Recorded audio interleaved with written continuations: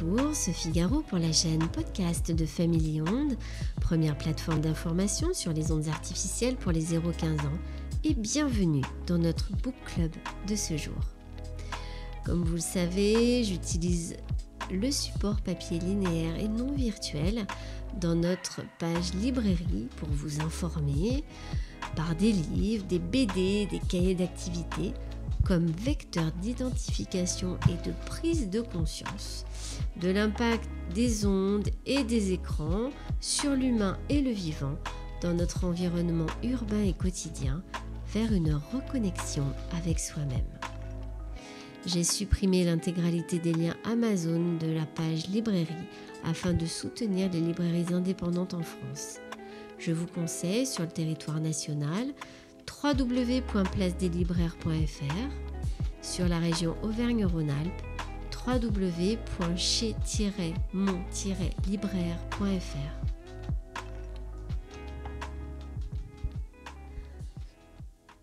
Le livre pour enfants que je vous présente aujourd'hui s'appelle « Les écrans et moi, l'essentiel pour un usage responsable » par la journaliste Sophie Bordet-Petillon avec l'expertise du psychiatre Serge Tisseron, illustré par Alexandre Nart, IG Éditions dès 11 ans. Les auteurs répondent à 12 questions ou idées reçues sur les consoles, tablettes, smartphones et autres réseaux sociaux afin d'aider les adolescents à avoir un usage responsable des écrans. Comment faisait-on avant Internet? Pourquoi devient-on accro? Les jeux vidéo développent-ils le cerveau? Trop d'écran, ça fait quoi exactement?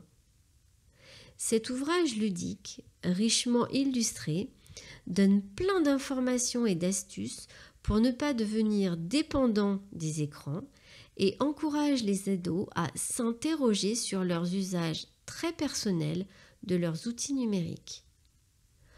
Consoles, tablettes, smartphones, internet, réseaux sociaux, alors que les nouvelles technologies font de plus en plus partie de notre quotidien, il me semble essentiel d'informer les plus jeunes des effets de la surexposition des écrans sur la santé et des précautions d'usage à respecter pour naviguer en toute sécurité. Cet ouvrage, ludique et pratique, aux illustrations colorées, modernes et humoristiques, s'adresse aux ados de 11 à 13 ans, mais aussi à leurs parents. Il réunit les conseils du psychiatre Serge Tisseron et de la journaliste Sophie Bordet-Petillon pour être un utilisateur éclairé, responsable et acteur de sa santé. 12 questions ou idées reçues sont décryptées avec pour chacun des messages simples et des recommandations efficaces afin que le jeune utilisateur aiguise son esprit critique et sache bien maîtriser ses outils numériques. L'objectif de ce livre est d'aider le lecteur à mieux appréhender l'Internet grâce à des informations pertinentes et vérifiées, avis de l'expert, chiffres clés, ressources documentaires adaptées, mais aussi identifier ses usages, ses abus et les effets sur la santé, avec des études neuroscientifiques, des messages préventifs. Il faut aussi avoir un avis critique sur sa propre utilisation des nouvelles technologies, déjouer les pièges et les idées reçues grâce aux nombreuses astuces et conseils. Pourquoi devient-on accro aux écrans? Tout est vrai sur Internet? C'est quoi le cyberharcèlement? Est-ce qu'Internet sait tout sur moi? Comment être un utilisateur averti? C'est ce que tu vas découvrir ici. Un ouvrage pratique et informatif à lire seul, en famille ou entre amis. Tant de questions dont vous seul avez la réponse.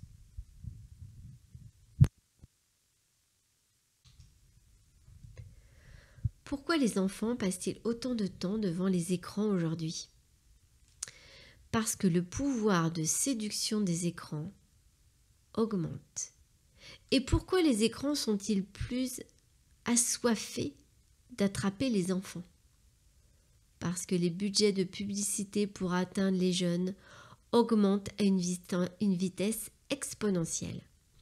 En 1980, aux États-Unis, on investissait 100 millions de dollars pour influencer les choix des enfants.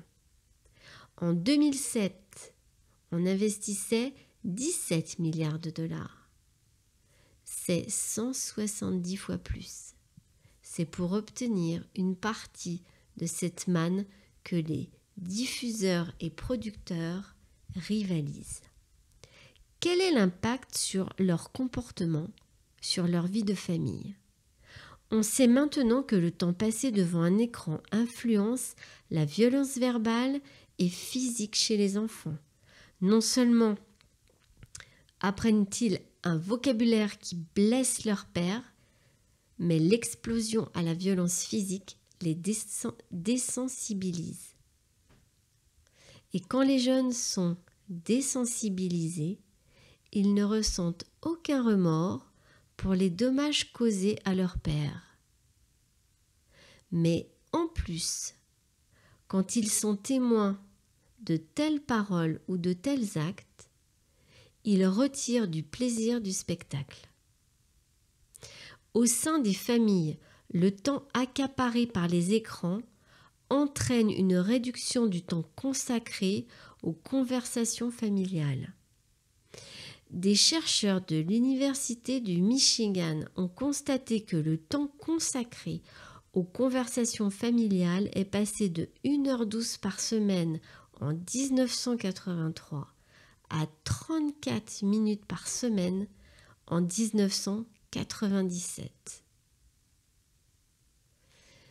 Sensibiliser les jeunes sur l'impact des écrans, des effets comportementaux, c'est très bien. Mais qu'en est-il de l'impact des ondes artificielles haute fréquence émises par ces objets connectés sans fil qui ne sont jamais traités et expliqués dans les livres, les BD ou tout autre support linéaire, alors qu'il est si simple d'expliquer aux jeunes et aux parents comment marche tout simplement un téléphone portable, une tablette.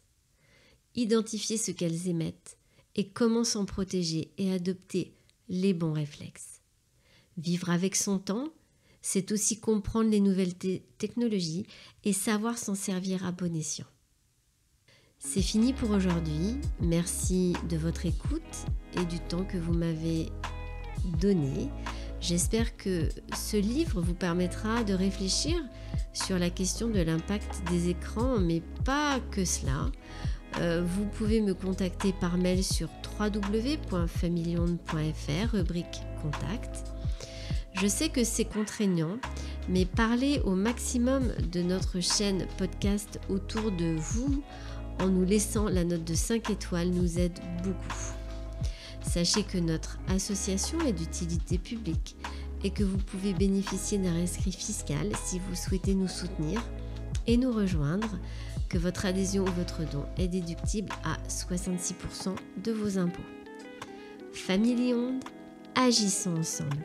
Sur notre site internet, informez-vous. Je vous dis à très bientôt sur notre chaîne podcast.